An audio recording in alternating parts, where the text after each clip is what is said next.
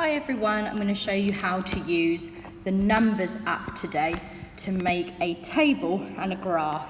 So the Numbers app is this green one with the white bar graph on it, which is at the bottom of my screen. So I'm going to click and open it up.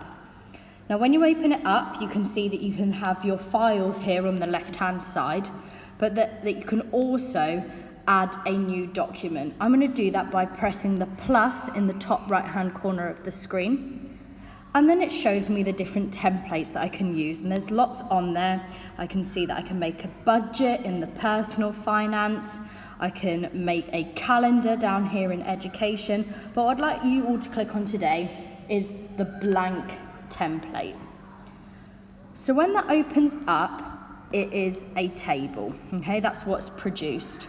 What I would like you to do is you're going to make a table to show the results of your blood flow investigation. So I'm going to start off by clicking on one of the boxes. Now these are called cells, and you can see from the bottom right hand corner of my screen that a little cell and a lightning bolt comes up, and I can fill that with lots of different things. However, none of those are particularly applicable for us today, so I'm just going to double tap to bring up my keyboard and type in rate of blood flow.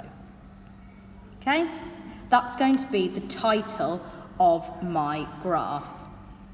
In the first column of the table, I'm going to write empty straw.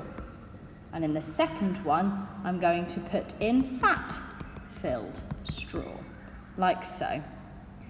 Underneath where I've written rate of blood flow, I'm going to put attempt 1, underneath that, attempt 2, underneath that, attempt, funnily enough, 3. I'm going to quickly make up some times, but obviously you're going to use the accurate ones that you have from your investigation, and I'm filling these in as if it were seconds. Let's for this one say 43.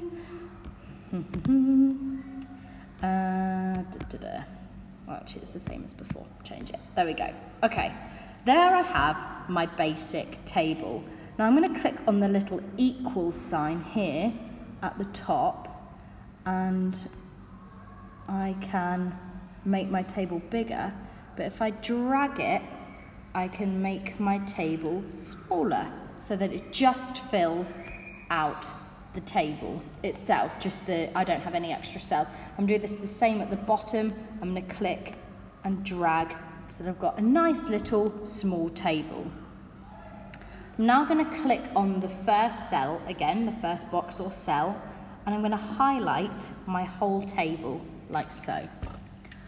I'm then going to press the plus button in the top corner, and it brings up some different things that I can do. What I want to do is I want to turn this into a graph. So I'm going to click on the little pie chart symbol, and it brings up lots of different types of charts that I can include in my document. Because we have done a investigation that has continuous results, I'm going to use a line graph, okay?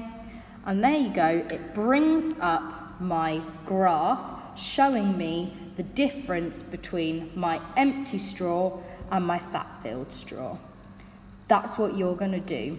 If you move on to the extension activity, you can add another sheet by clicking on the plus in the top left-hand corner and clicking new sheet.